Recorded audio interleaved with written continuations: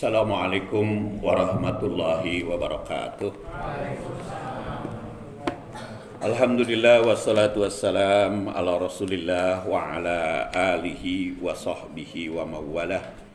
Amma ba'du fa ya ibadallah usikum bitaqwallah fa innal jannata uiddat liman ittaqah. Hadirin rahimakumullah, kita akan lanjutkan bahasan hadis tentang pendidikan keluarga berdasarkan hadis riwayat Muslim tentang Isra dan Mi'raj. Pertemuan terakhir adalah kalimat yang ke-10, yaitu fastabtaha Jibril faqila man anta. Ceritanya Jibril itu naik bersama Rasul pakai buruk ke langit. Fastabtaha, kemudian sampai pintu langit, beliau mengetuk pintu. Istabtaha itu dari fataha. Fataha itu membuka, istabtaha minta dibukakan. Makanya dalam bahasa Indonesia ketuk pintu, walaupun daya pintuan mungkin pintu seperti ngajeblak itu seperti muhajirin. Tapi istilahnya fastabtaha Jibril. Fakila, maka ditanya, man anta, siapa Anda? Qala, kata Jibril, kila waman ma'aka, qala Jibril, maka kata Jibril, aku Jibril. Lalu ditanya, waman ma'aka, siapa bersamamu? Qala Muhammad. Jadi Jibril, seperti pernah saya ucapkan atau sampaikan temuan terakhir, sebagai pemandu Rasulullah SAW untuk Mi'raj dari bumi ke langit. Maka begitu sampai ke langit pertama, istiftah, minta dibukakan pintu. Dan seperti biasa di dalam kunjungan ke satu tempat pribumi itu dipersilahkan nanya. Dan ini kalau nanya, kalau ditanya man anta, itu harus menunjukkan nama. Jadi jangan, siapa Anda? Saya. Siapa? Ya siapa? Ya saya. Masa nggak kenal? Jadi itu teh nggak sopan. Kenapa? Karena Rasul pernah ada tamu ketok-ketok pintu. Lalu Rasul menjawab, man anta? Ana ya Rasulullah. Man anta? Ana ya Rasulullah. Kata Rasulullah, ana. Biar aku kudu ditusuk masukan cenah. Jadi itu teh marah teh, Bapak Rasul itu marah itu kalau ditanya siapa Anda, nanya saya. Jadi kalau sekarang mah zaman teknologi canggih, zaman modern, mungkin bisa dipahami kalau Bapak dan Ibu nelpon pada orang, Assalamualaikum, Waalaikumsalam, siapa? Saya.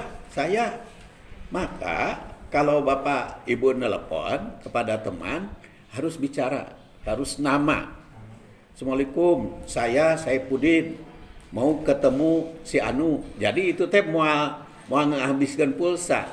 Jadi walaupun WhatsApp ya tidak mengganggu pulsa ya. Tetapi itu tata kesopanan. Tata kesopanan kalau bertamu atau kalau komunikasi atau nelpon, itu kalau ditanya siapa Anda, harus menunjukkan nama. Dan sebetulnya bagus saja kalaupun ditanya oleh masjid gitu ya. Bapak Ibu nyumbang, bro, 10 juta. Ini siapa? Ya kalau DKM-nya nanya ya nama, sebutkan nama, anu, alamat di mana dan lain sebagainya. Kan ada juga nama. Siapa Bapak yang nyumbangnya? Hamba Allah aja. Itu hamba Allah bukan nama. Kan zakat juga di situ kan nama. Infak juga disebutkan nama dari siapa. Jadi jangan mengatakan hamba Allah saja. Ya, jangan takut ria. Kalau kita takut ria, itu sudah ria. Jadi ria itu bukan di dalam praktek sebetulnya, di dalam hati masing-masing. Jadi kalau ditanya takut ria itu sebetulnya sudah ria. Jadi kalau kita ingin ikhlas, tidak perlu terpengaruh oleh pertanyaan ataupun oleh dicatat, diumumkan atau tidak, rek diumum rek ente. Kalau ikhlas ya terserah, saya mah karena Allah. Ya, karena lillahi ta'ala, mangga bade diumumkan, mangga ngan lamun teu diumumkan ulah ngambek. Tapi ngambek juga belum tentu ya, belum tentu teu ikhlas. Karena ikhlas mah di dalam diri manusia. Makanya ketika ditanya oleh penduduk langit, "Man anta?" Siapa Anda? Maka Jibril mengatakan, "Ana Jibril." Bersama siapa? Ta Jibril, Muhammad. Kila waqad bu'isa, maka ditanyakan lagi kepada Jibril, apakah yang dibawa oleh Anda itu sudah diutus? Maka kata Jibril, qad bu'isa ilaih, betul. Dia sudah diutus, jadi datang ke sini teh bukan sembarangan. Ibnu Abi Hatim meriwayatkan bahwa di langit ini Jibril dan Rasul maka itu bertemu dengan arwah para nabi. Mulai langit pertama. Jadi walaupun ada juga yang mengatakan jasadnya, tapi menurut Ibnu Abi Hatim bertemu dengan arwah para nabi, karena kebetulan yang disebut oleh Rasulullah SAW bertemu di langit pertama, kedua, dan ketiga sampai ketujuh itu adalah para nabi yang di dalam pemahaman terhadap ayat-ayat dan hadis lain sudah pada wafat. Jadi di sini dikatakan bahwa Rasul bertemu dengan arwah para nabi yang menyambut gembira, yang menandaskan sebagai khalifah yang sangat tinggi derajatnya. Dialog antara malaikat Jibril dan penjaga langit, apakah Muhammad itu dipanggil datang ke sini? Maka dijawab ia telah diutus. Itu mengandung makna mendalam tentang legalitas protokoler langit. Jadi ada protokolernya langit juga, makanya itu dalam legalitas tanya jawab ya. Jadi menunjukkan bahwa pintu-pintu langit itu tidak dibuka secara sembarangan. Tidak bisa semua makhluk masuk ke langit-langit tersebut. Dan langit itu juga sampai sekarang kan masih diperdebatkan itu pengertian langit itu ya. Dan juga di dalam Al-Quran kan samawat, 7 lapis langit itu. Dan 7 lapis langit itu juga dipahami oleh para ahli bahasa. Yang dimaksud dengan 7 di dalam bahasa Arab itu bisa lebih jumlahnya. Karena biasanya kalau di bawah 10 itu istilahnya 7. Kalau di bawah 10.000 itu 7.000 istilahnya. Atau di bawah 10 juta, 7 juta. Jadi pakai 7. Kalau orang Indonesia mah kan disebutnya teh beberapa puluh, atau orang Sunda sabaraha. Berapa orang? Ya beberapa orang. Itu di bawah 10. Tapi kalau di atas 10 beberapa belas, beberapa puluh, beberapa ratus. Nah, istilah bahasa Arab mah beberapa teh sama atau diartikan 7. Jadi 7 langit, 7 lapis langit teh apakah 7 berarti 6 plus 1 ataukah bilangannya tidak terbatas. Dan langit itu sendiri samawat jamaknya juga diperdebatkan bagaimana pemahamannya. Kalau tadi malam di dalam iktikaf Pak Dr. Ginanjar membahas tentang galaksi segala macam alam semesta berlapis-lapis yang diciptakan 6 masa juga disebutkan oleh beliau. Nah, maka di sini juga mengandung pengertian yang sangat jauh daripada apa yang kita pahami. Walaupun ada saja pemahaman yang macam-macam gitu ya, yang macam-macam. Samawat itu ada yang mengartikan dulu nama 7 planet, ketika planetnya masih ketemu 7. Tapi kan akhirnya 9, setelah 9 11. Akhirnya setelah 11 maka dalilnya Al-Quran ahada asyara kaukaban. Jadi 11 planetnya ahada asyara jadi 11. Jadi eta teh nama nate cocokologi ya. Dicocok-cocokeun. Nah, sampai Najwar Samsu dia bikin tafsir kalau oleh fakultas atau jurusan ilmu tafsir mah tafsir Ad-Dahil ngaranna teh. Tafsir Ad-Dahil teh tafsir cocokologi. Sab'a samawat itu menurut beliau adalah 7 tingkatan pemerintahan. Dan itu di seluruh dunia katanya pemerintahan teh 7 tingkat. Seperti pernah saya ulas itu. Ya, di Indonesia juga kan 7. Tingkat pertama itu presiden. Tingkat kedua gubernur. Tingkat ketiga bupati atau wali kota. Tingkat keempat camat. Tingkat kelima lurah. Tingkat keenam RW. Tingkat ketujuh RT. Sama-sama waktu 7. Ada juga yang memahami. Memang memahami ayat, memahami hadis itu banyak ragamnya. Makanya saya susun di dalam buku 344 halaman ini 11 tak ya, 11 tak, 11 tingkatan yang mungkin sampai saat ini juga saya nambah lagi itu taknya, yaitu talkhis yang berarti rangkuman kesimpulan. Jadi bisa jadi 12 tak untuk buku yang akan datang, akan lebih luas lagi. Jadi satu hadis itu lebih luas tadi. Dan memang begitulah tafsir atau syarah hadis itu semakin mendalam semakin jauh maknanya, semakin luas isi hadis tersebut. Jadi tadi masalah langit kita pahami sesuai dengan apa yang kemampuan kita miliki, apa yang dalam ilmu kita miliki. Kemudian faputiha, setelah istabtaha, kita marabotkan, dicepatkan pemahamannya.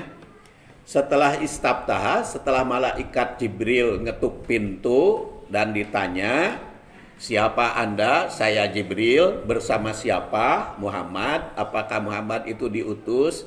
Ya, telah diutus. Jadi setelah wawancara orang dalam dengan orang luar, maka faputiha, dibuka. Lana, untuk kami, kata Rasul. Yaitu untuk Rasul dan untuk Jibril. Faida ana, maka begitu dibuka pintu, faida ana bi Adam, ketemu dengan Adam, yang kata Ibnu Abi Hatim tadi adalah ruhnya. Farahhaba bi, maka menyampaikan berita gembira atau menyambut dengan gembira, itu tarhib namanya. Beda dengan tarhib. Apa bedanya tarhib dengan tarhib? Kalau tarhib, kuha, marhaban, itu bagaya. Itu wilujeng. Lamun cek orang Inggris nama, wilujeng teh naon? Welcome. Welcome. Eta mah welcome orang Inggris mah jawab terima kasih, Pak. Thank you, welcome. Terima kasih, selamat datang. Dasar orang Inggris mah munafik atuh. Jadi orang nyebutkan terima kasih disebutkan selamat datang. Tulisannya i dibaca ai kan? Munafik, bahasa munafik. Jadi ai jadi iai. Maka farahhaba,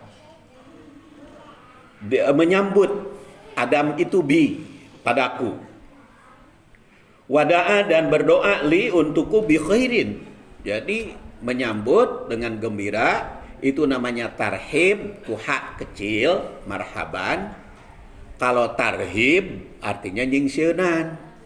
Kalau dengan hak no, hak gede tapi leutik bentuknya, hak bulat itu tarhib, itu nyingseunan. Kalau tarhib menyambut. Makanya kalau baca Quran ulah salah makhorijul huruf teh gitu. Salah nyebut ya.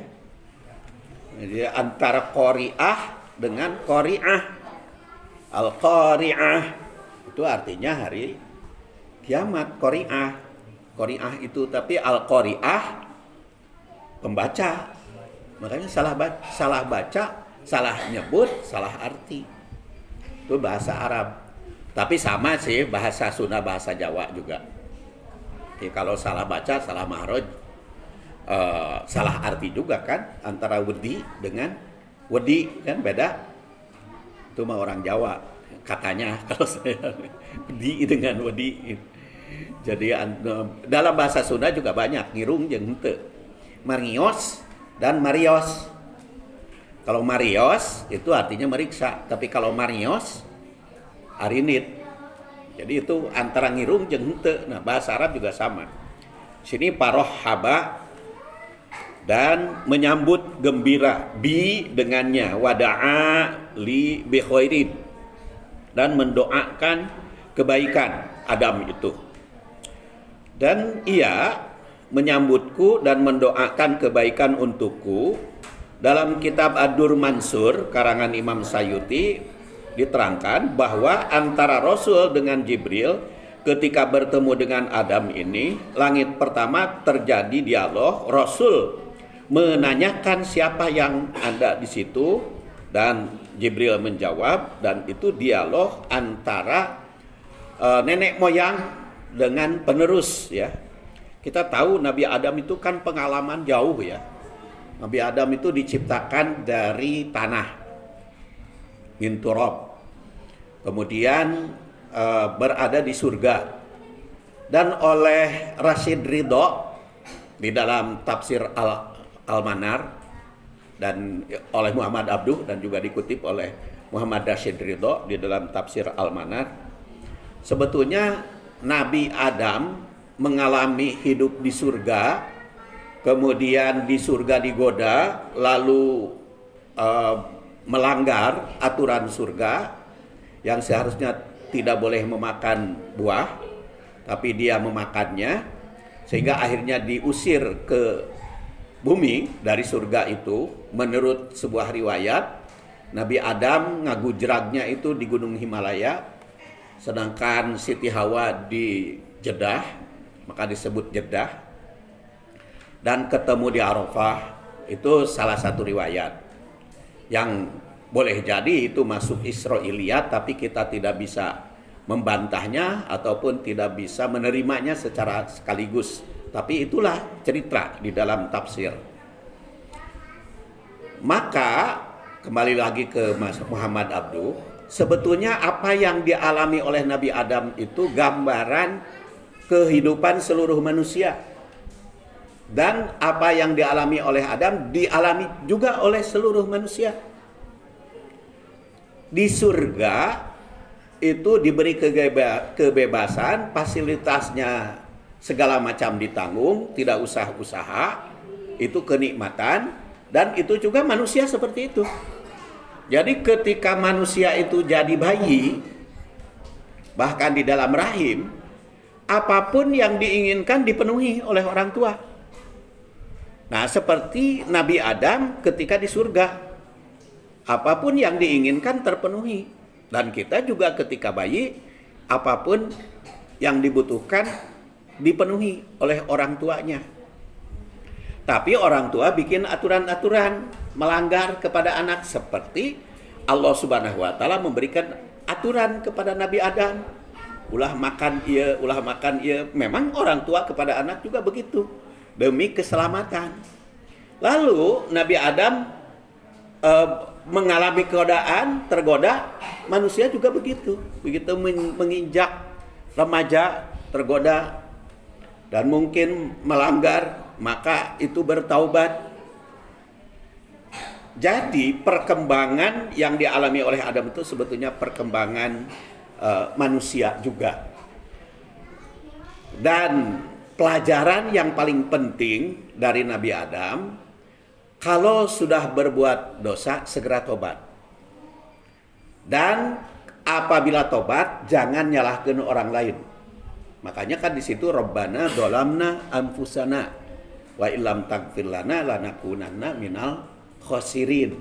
Tapi sudah 20 menit, jadi saya batasi ceramahnya 20 menit. Insya Allah kita lanjutkan pada kajian berikutnya, insya Allah hari Senin. Dan ini buku ini akan dibagikan waktu itikaf ya. Insya Allah peserta itikaf bakal kebagian buku ini insya Allah. Kita akhiri saja percobaan kita malam hari ini dengan doa kafaratul majlis. Subhanakallahumma wa bihamdik asyhadu an la ilaha illa anta astaghfiruka wa atubu ilaik. Assalamualaikum warahmatullahi wabarakatuh.